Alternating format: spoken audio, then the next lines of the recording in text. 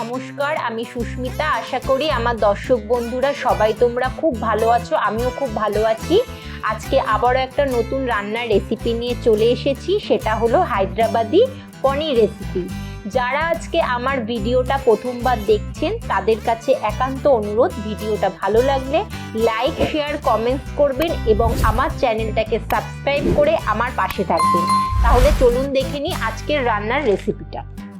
সবার প্রথমে একটি পাত্রে আমি 200 গ্রাম পনির নিয়ে নিয়েছি। পনিরগুলোকে একটু বড় সাইজ করে কেটে নিতে হবে।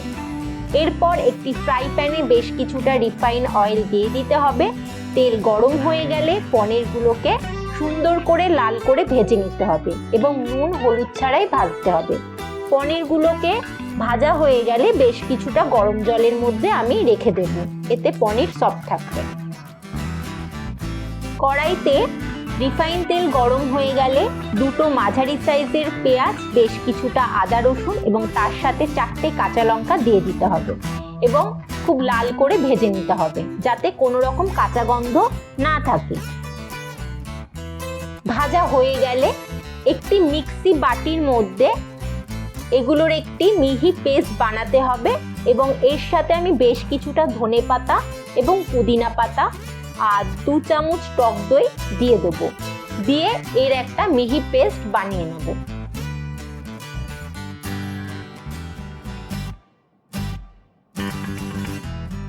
এরপর কড়াইতে আরো একটু তেল দিয়ে দেব। এর মধ্যে তেজপাতা, গোটা জিরে এবং গরম মশলা দিয়ে দিতে হবে। ফোড়নটা 10 থেকে 20 সেকেন্ডের জন্য ভেজে নিতে হবে। ভাজা হয়ে গেলে যে মশলার পেস্টটা আমি বানিয়ে রেখেছি সেই মিশ্রণটা দিয়ে দিতে হবে। এই সময় কিন্তু মনে করে গ্যাসের ফ্লেমটা লোতে রাখতে হবে। ভালো করে মশলাটাকে কষাতে হবে। এর মধ্যে আমি মশলা ধোয়া জলটাও দিয়ে দেব। মশলা কষানোর মাঝখানে এর মধ্যে বেশ কিছুটা হলুদ গুঁড়ো, শুকনো লঙ্কার গুঁড়ো, জিরে গুঁড়ো এবং ধনে গুঁড়ো দিয়ে দিতে হবে। লঙ্কার গুঁড়ো আমি 2 চামচ এখানে দিয়েছি। যে যেরকম ঝাল পছন্দ করেন সেরকমই লঙ্কার গুঁড়োটা ব্যবহার করবেন। ভালো করে মশলার গুঁড়োটা কিন্তু দিতে হবে এবং ভালো করে মশলাটা কষাতেও হবে। আর এর মধ্যে আমি বেশ কিছুটা গোলমরিচের গুঁড়ো দিয়ে দেব। মশলাটা ভালো করে কষিয়ে নিতে হবে।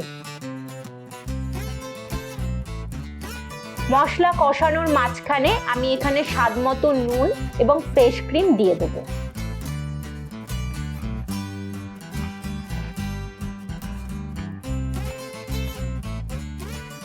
এরপর আমি এর মধ্যে ফ্রেশ ক্রিম দেওয়া হয়ে গেলে 1 চামচ গরম মশলাও কিন্তু দিয়ে দিতে হবে।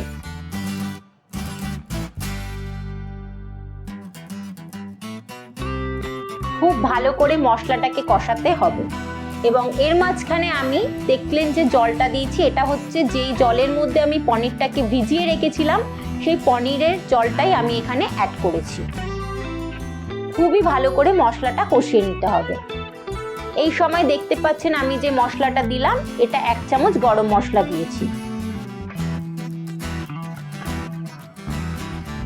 এরপর আমি এর মধ্যে ভেজে রাখা পনিরগুলো দিয়ে দেবো। দিয়ে ঠিক 5 মিনিটের জন্য লো টু মিডিয়াম ফ্লেমে রান্নাটা হতে দিতে হবে। সবার শেষে আমি এখানে বেশ কিছুটা কাসুরি মেথি দিয়ে দেবো।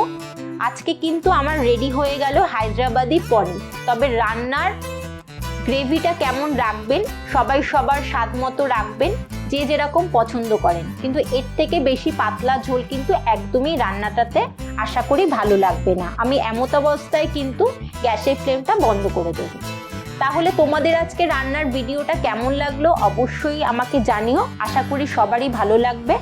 ভালো লাগলে like, share, comment, subscribe my YouTube channel and follow me on Facebook. সবাই ভালো থেকো, সাবধানে থেকো। ধন্যবাদ।